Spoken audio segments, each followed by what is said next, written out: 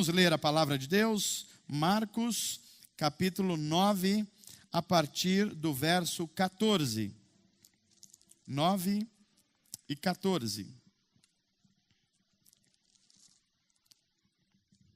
Todos acharam?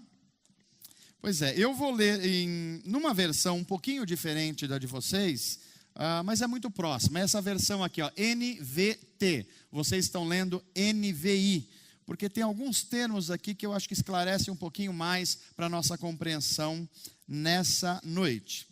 O título é: Jesus cura um menino possuído por um demônio, um espírito maligno. Diz assim: ao voltarem para junto dos outros discípulos, viram que estavam cercados por uma grande multidão e que alguns mestres da lei discutiam com eles. Quando a multidão viu Jesus, ficou muito admirada e correu para cumprimentá-lo. Sobre o que discutem? Perguntou Jesus. Um dos homens da multidão respondeu: Mestre, eu lhe trouxe o meu filho, que está possuído por um espírito impuro, que não deixa falar. Sempre que o espírito se apodera dele, joga-o no chão. Preste atenção nessas palavras de Jesus. Sempre que um espírito o possui, joga onde, gente? Joga-o no chão e ele espuma pela boca, range os dentes e fica rígido como uma tábua. Pedi aos teus discípulos, Jesus, que expulsassem o espírito impuro, mas eles não conseguiram. E Jesus lhes disse: geração incrédula, até quando eu estarei com vocês? Até quando eu terei que suportá-los? Tragam o menino para cá. Então o trouxeram. E quando o espírito impuro viu Jesus, causou uma convulsão intensa no menino e ele caiu no chão, contorcendo-se e espumando pela boca. Jesus perguntou ao pai do menino: há quanto tempo isso acontece com ele?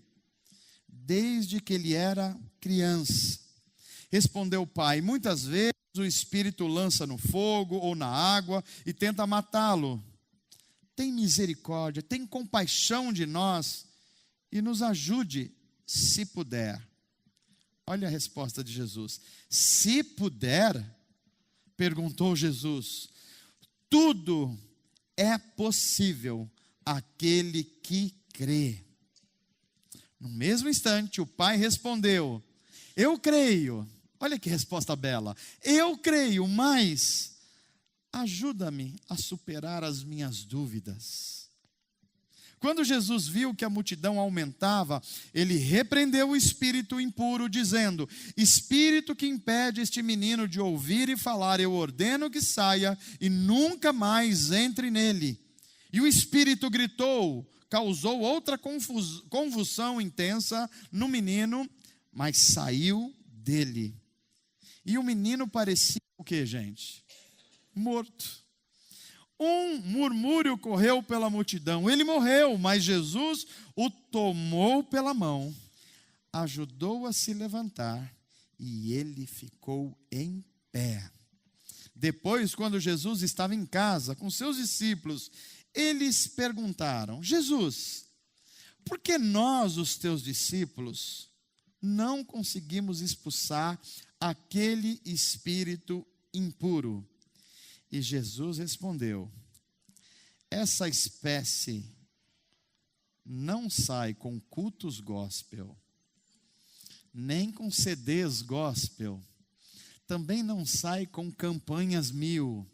Essa espécie de espírito maligno só sai com oração e jejum. Algumas Bíblias dizem só oração, algumas versões dizem oração e jejum. A NVI que vocês estão lendo diz o quê? Oração e jejum. Que seja assim. Vamos orar?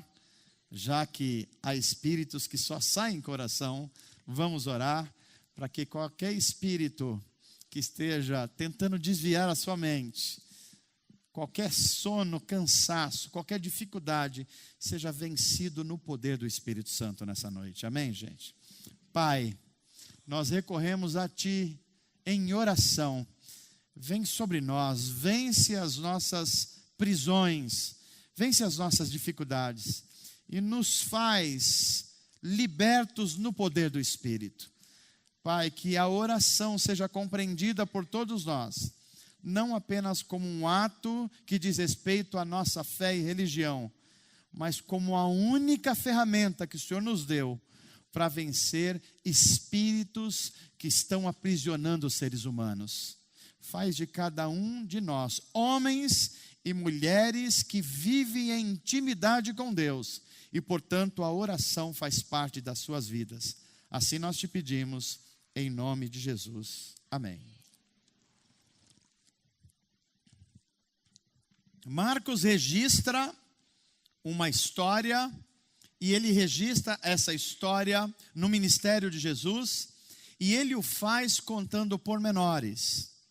Deixa-me recuperar essa história com você. É importante que você entenda essa história de Marcos 4, e entenda por que é que o evangelista contou essa história com tantos detalhes. Marcos podia simplesmente, meus irmãos, dizer assim: olha, em algum momento do ministério de Jesus, havia um homem cujo filho estava possuído por um demônio, e Jesus, com a sua autoridade sobre o mundo e sobre os espíritos malignos, diz: sai, ele saiu e todos ficaram contentes. Marcos poderia citar isso. Mas as curas de Jesus no Novo Testamento, elas não são apenas uma expressão de grande compaixão e misericórdia, porque Jesus, ele tinha grande compaixão pelos que sofriam. Mas em cada ato de cura de Jesus, cura física, havia ensinamentos profundos sobre a vida, ensinamentos profundos como funciona o nosso mundo, ensinamentos profundos de que a coisa que nós vemos e identificamos, mas há muitas coisas no mundo que nós vivemos que nós não identificamos, mas elas existem. E é sobre isso que eu queria recuperar essa história. Veja, Jesus está descendo do monte que nós conhecemos como o monte onde houve a transfiguração. Jesus deu a oportunidade a 3 dos seus discípulos conhecerem como seria o seu corpo ressurreto. É por isso que nós lemos aqui que as suas vestes eram branquíssimas, o seu rosto era resplandecente. E é por isso que Jesus tinha dito anteriormente: alguns do que estão aqui caminhando comigo não passará até a sua morte antes que eles vejam o reino de Deus vindo. E é justamente na transfiguração que João, Pedro e Tiago veem o reino de Deus vindo com grande poder. Elias está dando testemunho de um lado, Moisés está dando outro testemunho. E ouvem uma voz do céu dizendo: creiam nele, ele é o meu filho amado, é nele que estão depositadas todas as esperanças do mundo. Jesus acaba de descer do monte. E quando ele desce do monte, lá embaixo está uma confusão. E que confusão? Gente chegando, gente fazendo burburinho, e no meio dessa gente toda estão os discípulos de Jesus.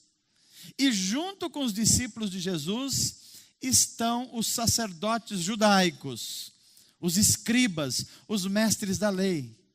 E quando Jesus chega, se aproxima, a multidão olha para ele, maravilhado, porque o ensino de Jesus era com autoridade, era compassivo. As pessoas olham para Jesus e dizem assim: olha, a gente não está vendo resposta aqui, mas está aí um homem que sempre tem resposta para as coisas. Vamos ouvi-lo. E Jesus diz assim: o que está acontecendo aí com vocês? E a confusão estabelecida, os discípulos tentando dar uma solução, os mestres da lei tentando explicar. E o que tem? Tem um menino caído no chão. E o menino tem algumas coisas que estão acontecendo com ele. Uma das coisas que a Bíblia diz é: ele está numa convulsão. Está saindo uma espécie daquilo que acontece com alguém que tem um ataque epilético. espumas da boca, o seu corpo fica rígido como uma tábua, e ele está possesso por um espírito maligno. E quando Jesus olha para essa cena, um pai desesperado, os discípulos já tinham feito algumas coisas, os mestres da lei consultando seus manuais, como é que se expulsa um demônio desse tipo, que nem os discípulos de Jesus conseguem fazê-lo. Aqui é bom que a gente entenda a história da tradição judaica. Na tradição judaica, havia a prática de expulsar demônios. Isso era uma coisa só dos cristãos. Os judeus já tinham essa experiência. Mas um judeu só conseguia expulsar um espírito maligno quando sabia o nome do demônio. E olha que situação curiosa que está acontecendo aqui. Os discípulos de Jesus não conseguem expulsar, e os escribas e os mestres da lei também não. Por uma simples razão. O demônio que tinha cometido aquele menino era o que, gente? Fez ele ficar o quê? Surdo e mudo. Se ele é surdo e mudo, eles jamais iam conseguir saber qual era o tipo de demônio para poder expulsá-lo. Não está escrito por acaso aqui na Bíblia. Marcos registra isso com objetivos. Então eles estão lá, eu imagino assim, sei lá, os grupos de judeus, os saduceus, os fariseus, os essênios, vamos consultar nos nossos manuais de teologia como expulsa um demônio que é mudo. E eles não conseguem chegar a nenhuma conclusão. Aí quando Jesus se aproxima e vê aquela criança subjugada, espumando como se tivesse um ataque epilético, o corpo endurecido, sofrendo, aí um homem sai da multidão: Jesus de Nazaré, o meu filho está aqui caído, os teus discípulos, eu pedi para eles estão há muito tempo tentando libertar o meu filho, não conseguem. Eu também pedi para os mestres da lei, eles consultaram os seus manuais, e até agora o meu filho continua caído no chão. Tem hora que a crise é tão violenta, Jesus, que ele é jogado na água, ele é jogado no fogo, e é muita sorte que ele não tenha morrido ainda. E a Bíblia Sagrada diz que esse homem olha para Jesus e diz assim: Jesus, o Senhor pode fazer alguma coisa por nós? Jesus, será que o Senhor pode fazer alguma coisa que os teus discípulos não puderam, que os mestres da lei não puderam? Será que o Senhor pode dar fim a esse sofrimento do meu filho? E a resposta de Jesus é: você está perguntando para mim se eu posso fazer isso? E a resposta de Jesus é uma das respostas mais conhecidas da Bíblia Sagrada e mais ignoradas no seu contexto. Porque certamente você já ouviu essa frase: nada é impossível ao que crê. Todo mundo já ouviu essa frase aqui? Diga assim comigo: nada é impossível ao que crer. Isso quer dizer, fala comigo, isso quer dizer que tudo que eu pedir, com fé, conforme as palavras de Jesus, eu vou receber. Agora, isso significa tudo o que eu quero? Por quê? Porque apesar da gente não ter juízo, Deus tem, né? E às vezes a gente pede para Deus não um pedaço de pão, a gente pede uma serpente. E Deus, cheio de amor, e fala assim: olha, porque eu amo você, eu não vou dar isso que você está pedindo. Sabe que eu fiquei me lembrando, à medida que estudando esses textos, como pastor e como amigo de algumas pessoas cristãs, eu tenho a impressão que algumas coisas que pessoas pediram em oração há um tempo atrás, ao invés de trazê-las para uma comunhão com Deus, em muitos casos separou essas pessoas da comunhão com Deus. Há muitas pessoas que oraram a Deus e falando assim: Senhor, permite que o meu filho entre para uma boa universidade, para ter uma boa educação. Isso é coisa boa ou não é, gente? Só que o filho entrou para a universidade e a fé foi embora. Senhor, eu estou num trabalho que eu tenho os recursos razoáveis, mas eu queria muito mais recursos. E aí, isso chegou até a pessoa. E justamente o ter mais recursos fez com que a pessoa não tivesse mais tempo para Deus. Justamente o fato da pessoa ter uma capacitação humana melhor levou a pessoa a depender menos de Deus. Então, quando nós olhamos para a palavra de Jesus, nós precisamos entender aqui: tudo que foi pedido com fé será recebido, mas o que é fé? E o que é isso que deve ser pedido a Deus? Acompanhe a história vai se desenvolvendo. Jesus olha para aquele homem: você acha que eu não posso fazer isso? Tudo é possível porque crer. É Deus falando em Jesus. Mas olha a resposta do homem. O homem ouve isso de Jesus e diz assim, leia aí na sua Bíblia comigo, acompanhe, é bom que você acompanhe o texto bíblico. Diz assim o texto: quando ele ouve que os discípulos não expulsam, Jesus diz: geração sem fé é essa de vocês. Será que eu vou precisar suportar vocês? Parece uma palavra dura de Jesus, mas suportar aqui é um verbo diferente. Jesus não está falando assim, eu não aguento mais vocês, embora ele tinha toda a razão para isso. Ou se ele olhasse para os discípulos e falasse assim, vocês não aprendem nunca? Ou se ele olhasse para os mestres da lei, vocês ainda não aprenderam nem a lei de Moisés a respeito disso? Mas não é só isso que Jesus está dizendo. Jesus está dizendo assim, será que sempre eu vou ter que dar suporte a vocês? Será que vocês nunca vão sair de uma fé infantil? Será que vocês sempre vão estar esperando um espetáculo para vocês serem fiéis a Deus? Será que vocês não sabem que Deus pode libertar uma pessoa de uma forma plena e sem precisar de um espetáculo da religião? É isso que Jesus está dizendo. Aí o homem se volta para Jesus e diz assim, Jesus, olha se essa oração e se essa fala não é minha e sua. Jesus, eu creio que o Senhor pode fazer isso, mas me ajuda no meio das minhas dúvidas. Essa é a fé genuína que Jesus está procurando. Não é uma fé que faz coisas extraordinárias e espetaculares, mas é uma fé que confia em Deus, mas na sua confiança fala, Senhor, me ajuda, porque eu sei que o Senhor é grande, eu sei que o Senhor é bom, eu sei que o Senhor é justo, mas às vezes as dúvidas assaltam o meu coração. Às vezes me vem uma dúvida se o Senhor está olhando para mim mesmo. Às vezes parece que eu fui abandonado. Às vezes parece que o meu filho jamais vai ser liberto disso. Às vezes parece que a restrição que eu estou passando nunca vai ter fim. Às vezes, Senhor, apesar das tuas promessas, eu acho que a minha família nunca vai te servir em espírito, em verdade, de forma completa. Essa é uma fé que Deus ama.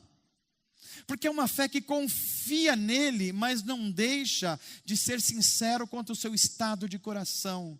Senhor, eu creio, mas ajuda a eu vencer as minhas dúvidas. Será que Deus está falando conosco essa noite, gente?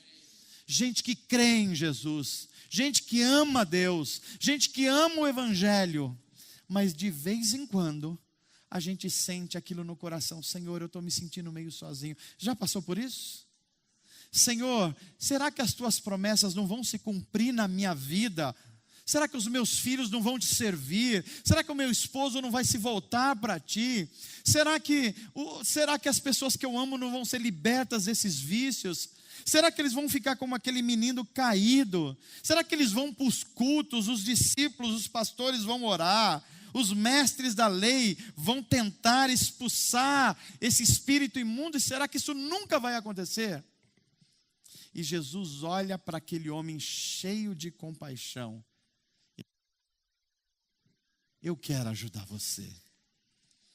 Eu estou olhando para dentro de você e estou vendo uma fé genuína.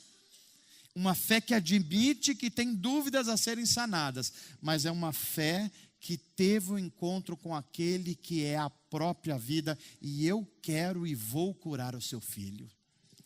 Quantos de nós talvez esteja esperando a palavra de Deus nessa noite? Gente que está lutando contra pensamentos duvidosos, gente que está lutando contra medos da própria alma, gente que está falando assim: Senhor, eu espero em Ti, mas eu estou com medo do Senhor não agir logo, e eu estou querendo tomar umas decisões, e eu estou colocando isso diante do Senhor. Eu creio que o Senhor tem o melhor para a minha vida, mas às vezes me dá uma vontade enorme de tomar decisões e atropelar o Senhor, porque eu estou muito ansioso. Já orou assim, gente? Isso é uma oração humana, e que Deus abraça, porque Ele olha para a gente com compaixão e fala assim: tudo é possível àquele que crê em mim. Estou lembrando das palavras de Jesus a Marta. Marta dizendo para Jesus: Jesus, faz 4 dias que o meu irmão está enterrado, não tem mais o que fazer. E Jesus olha para Marta e fala assim: Marta, se você crer, você vai ver a glória de Deus revelada aqui hoje. Será que Deus está falando isso para a gente hoje? Será que Deus está falando para a gente que está no meio das nossas dúvidas, e a gente começa a pensar assim: será que eu sou cristão mesmo? Será que eu confio em Deus mesmo? É curioso que os discípulos de Jesus, que parecia que tinham uma fé mais madura, mais forte, Jesus olha para eles ao não expulsar um espírito maligno e diz assim: até quando eu vou ter que suportar gente como vocês que não cresce? Gente que não melhora. Vocês estão na igreja, discípulos, há tanto tempo, mas a palavra de Deus não entrou ainda em vocês. Vocês rezam o Pai Nosso, vocês fazem oração junto com a igreja, mas vocês ainda não viram a glória de Deus revelada na vida de vocês. Até quando eu vou ter que lidar com essa fé infantil? Agora, a fé do pai, que parecia uma fé duvidosa, Jesus abraça essa fé e diz assim: ó, eu sei que você tem dúvidas no coração, mas você está confiando em mim porque sabe que eu sou a ressurreição e a vida, eu posso libertar o seu filho. Essa é a fé que no meio da dor e na dúvida se coloca diante de Deus, e Jesus diz assim: se você crer, você vai ver a glória de Deus. E Marcos registra esse texto dizendo assim: Jesus chega perto da criança e diz: traz ele para perto de mim. E quando a criança está vindo para perto de Jesus, olha o que acontece. Onde a vida está, a morte não pode ficar muito tempo. Onde a liberdade e a libertação está, os aprisionados não resistem. E quando o menino é trazido para perto de Jesus, Marcos vai dizer: o espírito imundo toma essa criança, ele tem uma super convulsão, ele parece que vai morrer de vez, mas Jesus olha, identifica que aquela doença não é uma simples doença, mas é uma possessão de demônios, e Jesus dá uma ordem: sai dessa criança, espírito imundo, sai dessa criança que está bloqueando ela de falar e de ouvir. E agora você vai lembrar de como os judeus expulsavam demônios. E aí, quando isso acontece, o demônio toma uma criança, ela dá saltos, ela parece que vai morrer e cai. E quando ela cai estatelada no chão, a multidão começa um burburinho: morreu. A criança morreu. Parece que Jesus fez alguma coisa, mas a coisa não está completa, porque a pessoa parece morto.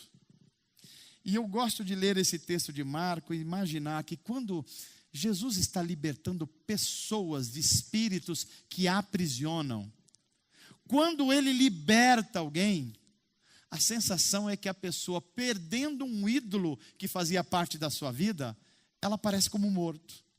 Presta atenção, eu e você, nós construímos ídolos na nossa vida que nós colocamos no lugar de Deus. E nós veneramos esses ídolos. Às vezes é a nossa profissão, às vezes esse ídolo são as nossas amizades, Às vezes um amor exagerado pelo filho, exagerado, faz dos filhos uma armadilha de idolatria. Às vezes a nossa confiança está em ideologias políticas. A gente acha que um candidato, ele vai salvar a nação das coisas.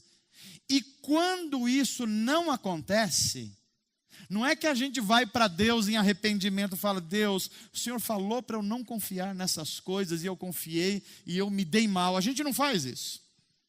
Quando a gente perde um ídolo da nossa vida, a gente fica como morto. Preste atenção. Veja uma pessoa que se diz assim, ó: eu estou apaixonado por alguém, uma moça ou moça, e eu não vivo sem essa pessoa. Se você é pai de adolescente, você já ouviu essa história, e você está tentando orientar, mas adolescente, quando está apaixonado, ele está cego. Não é só adolescente, não, né? Não consegue enxergar as coisas. Você está vendo o perigo, mas a pessoa não vê o perigo. Você aconselha, mas ela não vê, e você vê que aquilo se tornou um ídolo na vida. Aí chega um momento que essa pessoa que está em idolatria dá um chega para lá no adolescente ou no jovem. O que acontece com essa sua filha ou seu filho adolescente? Ela chega para você e fala assim: pai, me desculpa, eu errei, eu devia ter ouvido. É isso que acontece? Como é que ela fica? Como morto. Estatelado lá no quarto, não sai, não come, não bebe, não faz mais nada. Quando a gente perde um ídolo da nossa vida, não é que a gente corre para Deus, a gente fica como morto. Quando a gente perde aquilo que a gente achava que era a nossa carreira de sucesso e não acontece, não é que a gente vai para a igreja e fala: pastor, agora eu entendi que Deus quer para outras coisas, agora está claro. Não é assim, não. A pessoa não quer sair de casa, não bebe, não sai com os amigos, não faz mais nada, está como morto. Porque ídolos fazem isso. Eles fazem a gente ter a impressão de que sem eles a gente não vai viver. Não vai. A gente morre de fato. Mas o que é gostoso de ver nesse texto de Marcos é que quando a criança está estatelada no chão, Jesus já expulsou o espírito maligno. Aí quando todo mundo está achando que ele está morto e não levanta mais, Jesus vai, se abaixa, pega pela mão da criança, levanta e ela fica de pé, curado, sarado, para a glória do unigênito.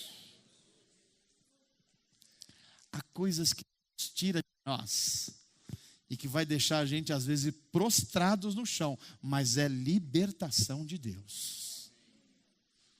Deus às vezes tira coisas da nossa vida que a gente fala assim: se isso eu não tiver mais, eu morro. Não, você não morre não, você vai cair no chão, mas Jesus vai levantar você, curar você, libertar você e vai colocar você no caminho da vida de novo.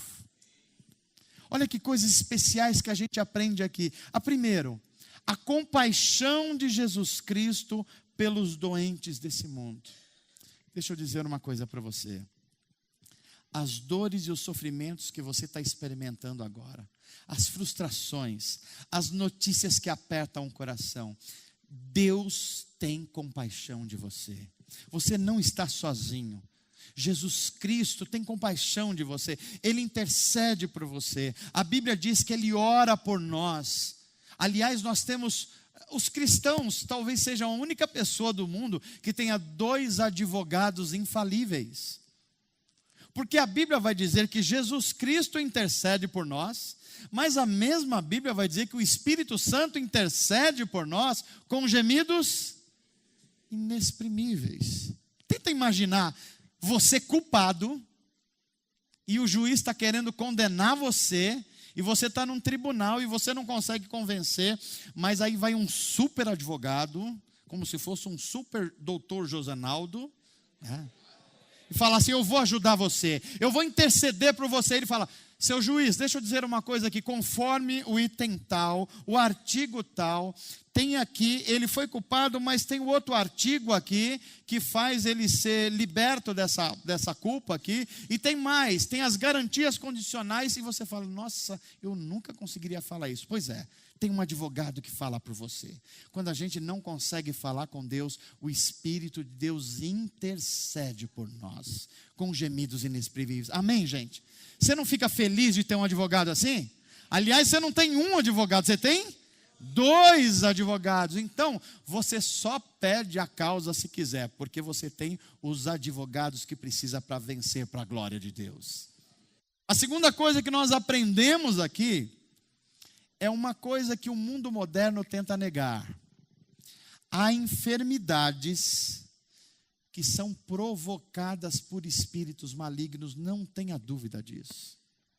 Você sabe, quando eu estudava esse texto durante a semana e hoje eu fiquei pensando aqui, como nós, e a gente vai entender porque Jesus falou ao final, que há espíritos malignos que só saem em oração e jejum. Há pais que estão convivendo com irritações de filhos. Há pais que estão convivendo com irritações de bebês. Há problemas na família que a gente acha que a família precisa de um psicólogo, de um psiquiatra, de um médico, de um especialista, de um monte de coisa. Quando na verdade nós estamos vendo que, claro, há problemas que são de ordem natural e precisa de um médico. Mas a Bíblia vai dizer que há enfermidades, há perturbações, há comportamentos que são fruto de perturbações de espíritos malignos. E sabe por que a gente tem convivido com essas coisas e às vezes isso tem perturbado a nossa vida e a nossa família? Porque nós deixamos de orar com autoridade sobre os nossos. Pais que não oram mais sobre os filhos. Perderam a confiança em Deus. E olham e imaginam que tudo é curado pela Novalgina, tudo é curado pela, eu ia falar cibalena, mas isso é muito antigo, né? Tudo é curado por o quê? Pois é, dipirona, antibiótico. É claro que essas coisas são bênçãos de Deus, mas é preciso discernimento. Porque os discípulos achavam que podiam expulsar. Os discípulos talvez tentaram dar um dipirona espiritual, não saiu. Os mestres da lei vão dar um antibiótico, talvez saia, também não saiu.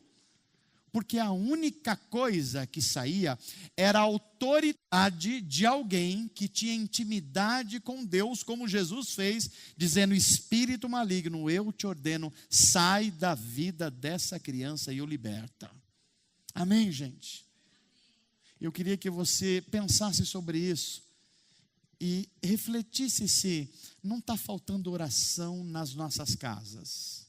Como que você lida com um filho rebelde? Como você lida com uma dificuldade de educação de uma criança pequena?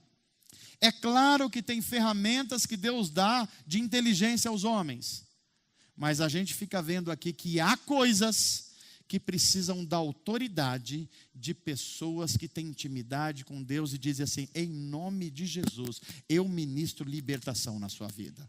Em nome de Jesus, você vai dormir porque você é um filho amado de Deus, é o meu filho, está sobre a aliança de Deus. E todo espírito maligno eu coloco por terra agora em nome de Jesus. Cristãos têm autoridade de Deus para isso. Cristãos precisam usar essa autoridade. É o que Jesus ensinou aqui. Em terceiro lugar, a gente vê que a falta de discernimento espiritual pode comprometer a libertação de alguém. Olha como os discípulos estavam tratando a coisa. É possível que você... Isso aqui é uma coisa muito séria, meus irmãos. Olha só. Eu queria aqui que 3 irmãos, se possível, me falassem um texto bíblico dos mais conhecidos da Bíblia Sagrada. Quem pode fazer isso? Fala aí numa voz bem forte. Um texto bem conhecido. O Senhor é o meu pastor e nada me faltará. Fala um segundo texto. Deus amou o mundo de tal maneira que deu o seu filho. Um terceiro texto. tudo posso naquele que me fortalece. O que eu estou querendo mostrar para você é que é possível que nós conheçamos esses textos, que nós repitamos esses textos, mas a gente não confia de fato nesses textos. Nós sabemos o Salmo 23, mas a nossa vida dificilmente confia no pastor do Salmo 23. Nós confiamos no texto que Paulo ensina: tudo posso naquele que me fortalece. Mas diante da primeira dificuldade, o que a gente faz? Desespero. Deus amou o mundo de tal maneira que deu Jesus. Se Deus deu Jesus, por que é que Ele não cuidaria de mim, se eu sou precioso para Ele por causa do que Jesus fez? É possível que a gente conheça as doutrinas da Bíblia.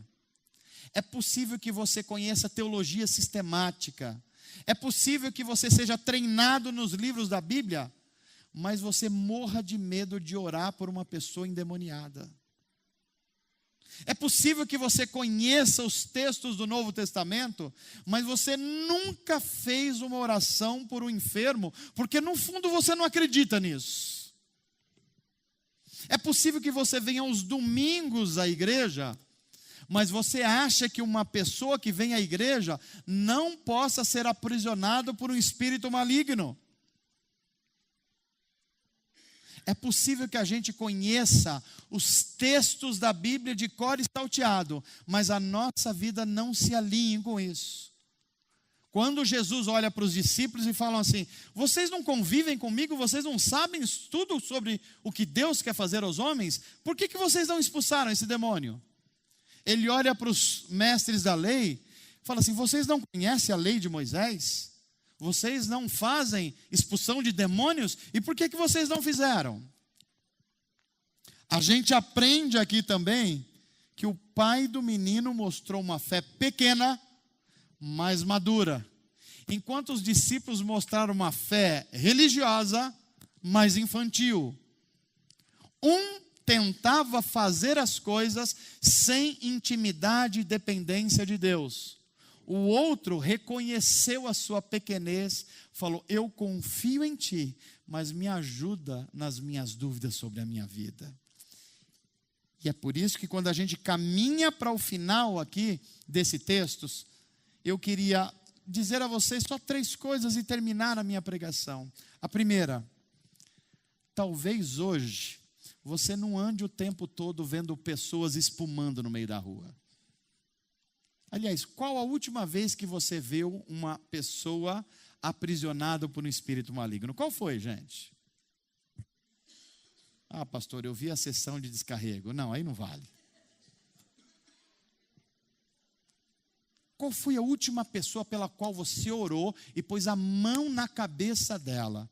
Fala: em nome de Jesus, se houver aqui espíritos enganadores, aprisionadores, que estão travando a vida dessa pessoa, dela ver Deus e dela ouvir Deus, em nome de Jesus eu expulso esses espíritos malignos. A gente tem coragem de fazer isso, gente? Ou será que nós somos aqueles cristãos água com açúcar? Que a gente vem à igreja, a gente ouve o sermão do pastor, a gente canta umas musiquinhas, mas na hora do vamos ver a gente foge. Eu não sei, eu estou com vontade de dizer assim, uma coisa para você, mas você pode se assustar. Fala: Senhor, coloca uns desafios daqueles que podem assustar os meus irmãos da comunidade Atos nessa semana. Já pensou um diabão aparecer na sua frente assim? O que você faz?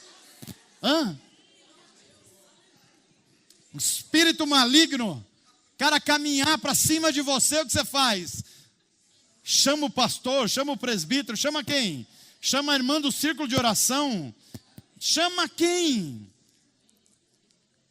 A Bíblia Sagrada diz assim: eu vos dou poder, toda autoridade me foi dada. Vão, em meu nome expulsem os demônios, curem os doentes, sejam aqueles meus discípulos vivos. Libertem crianças, libertem pessoas, libertem mentes travadas.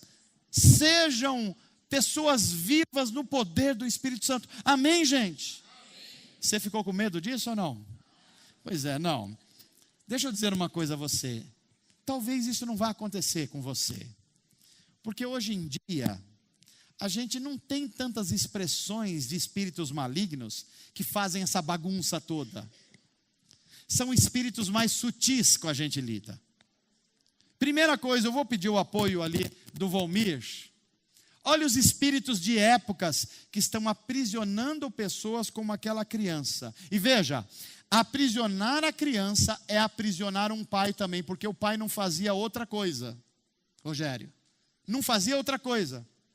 Tem pessoas, talvez a gente precise investigar a nossa vida, que nós não usamos o poder do Espírito Santo, a oração não está fazendo parte da nossa vida, e a gente não tem coragem de fazer algumas coisas que precisam ser feitas.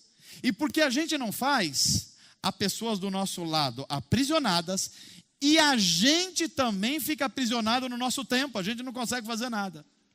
Preste atenção, aquele pai, será que ele conseguia trabalhar direito, gente? Com o filho daquele jeito? Você acha que o pai e mãe daquele menino viviam uma vida normal? E veja, não era o pai que estava endemoniado. Não era, era uma criança. Mas uma criança tomava conta do dia a dia de toda uma família. Será que nós não estamos vivendo isso com medo de ministrar no poder do Espírito Santo e dizer, em nome de Jesus, isso vai acabar. Essa rebeldia vai acabar em nome de Jesus. Esse aprisionamento vai acabar em nome de Jesus. Agora, a gente vive com espíritos de épocas mais sutis. Presta atenção aqui, olha para mim um minutinho. Talvez você não experimente um espírito maligno que pegue você e jogue no chão e aprisione você. Mas nós temos um espírito de época chamado obsessão pelo prazer. E tem muita gente, desculpe o termo que eu vou dizer aqui, endemoniada com isso. Pessoas aprisionadas com isso. Pessoas cuja busca da vida é apenas o prazer. É apenas fugir de qualquer responsabilidade da vida, porque a vida se resume a buscar o prazer o tempo todo. Veja, a Bíblia não é um livro que não diz que Deus não tem coisas prazerosas para nós. Não, a Bíblia fala que nós somos filhos de Deus abençoados. Mas a Bíblia diz que teve um moço chamado filho pródigo que tentou viver essa vida de obsessão pelo prazer. E nessa correria pelo prazer, ele foi acabar num chiqueiro, desejando comer a comida de porcos. Talvez você não vai ver gente aprisionadas, espumando pela boca e fazendo barulhos, e você não vai ver cheiro de enxofre. Mas você vai ver muita gente aprisionada, talvez dentro da sua família, por esse espírito de obsessão de prazer a todo custo. Veja um segundo espírito da nossa época. A noção irreal de liberdade. É um espírito muito presente.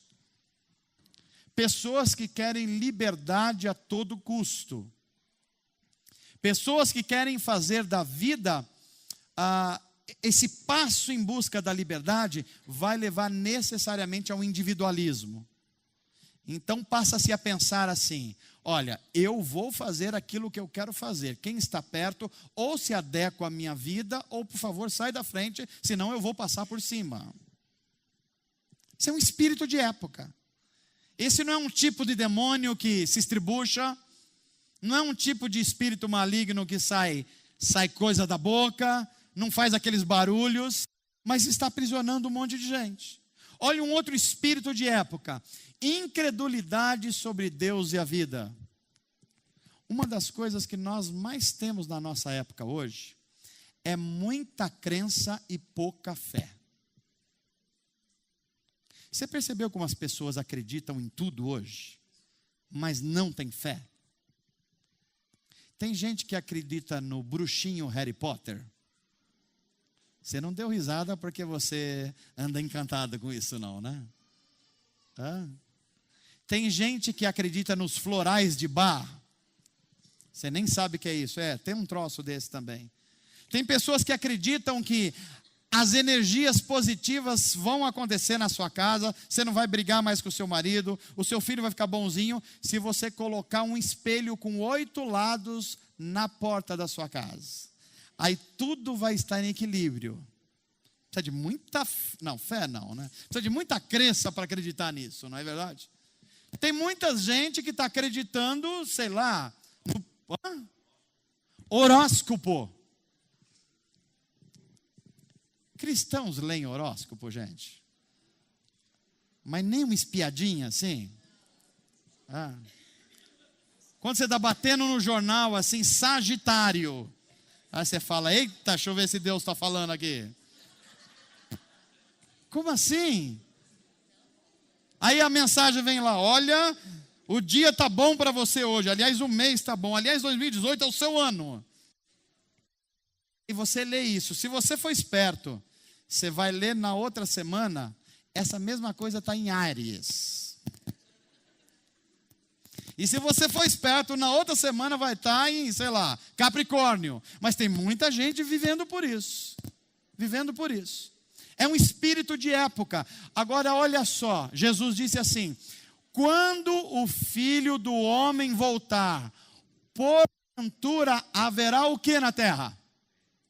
Fé na terra. Olha que coisa curiosa, Jesus não disse, porventura haverá crença na terra, porque crença tem demais. As pessoas acreditam em tudo hoje. Acreditam em duende. Acreditam nisso. Acreditam no analista não sei de onde. Tem muita crença, mas falta fé. O que é a fé? É você ver diante da vida algo que você não tem controle, alguém que você ama caído no chão como uma criança, e você fala assim, Senhor, eu já tentei de tudo, até os teus discípulos tentaram, até os mestres da lei tentaram, ninguém conseguiu, o Senhor pode me ajudar? Eu creio em Ti, mas ajuda eu vencer as dúvidas do meu coração, ajuda eu vencer as crenças equivocadas, as ideias equivocadas, para que uma genuína fé seja gerada no meu coração. E sabe o que Jesus vai falar para mim e para você? Eu quero fazer isso. Eu quero libertar você. Eu quero libertar dos espíritos de época. Você está louco pelo prazer, consumismo. Você acha que é isso que vai dar sentido? Eu quero libertar você disso. Eu quero libertar de uma falsa imagem. Você não precisa mudar o seu nariz, a sua orelha, a sua boca para você ser aceito. Eu quero libertar você dessa falsa imagem, porque você já é a minha imagem, a imagem do meu Filho Jesus Cristo. Eu quero libertar você. Eu quero libertar você das suas crenças que não tem a ver comigo, e eu quero desenvolver em você uma verdadeira fé, porque se o Filho vos libertar, se Jesus Cristo te libertar, verdadeiramente você vai ser livre. Livre para viver uma vida para a glória de Deus, livre para viver a missão de Deus, e livre inclusive para libertar outras pessoas que estão aprisionadas. Amém, gente? Diga assim comigo, em nome de Jesus, eu quero dizer que eu vou usar a autoridade do nome de Jesus contra enfermidades, contra espíritos malignos e contra esses espíritos enrustidos em lugares e pessoas. E eu vou ministrar libertação no nome de Jesus, para a glória de Deus. E essas pessoas vão sair do chão, vão se levantar para viver uma nova vida, porque essa é a promessa de Deus. Eis que vos dou poder. Diga mais forte, você não entendeu essa mensagem ainda do que Jesus está colocando nas tuas mãos. Ele diz assim, eis que vos dou poder, diga isso. E é nesse poder que eu vou exercitar a minha fé. Uma fé viva, que ministra em nome de Jesus, mas descansa no poder e na sabedoria de Deus. Amém, gente? Que Deus te abençoe em nome de Jesus, para a glória de Deus. Vamos viver esse tempo do Senhor.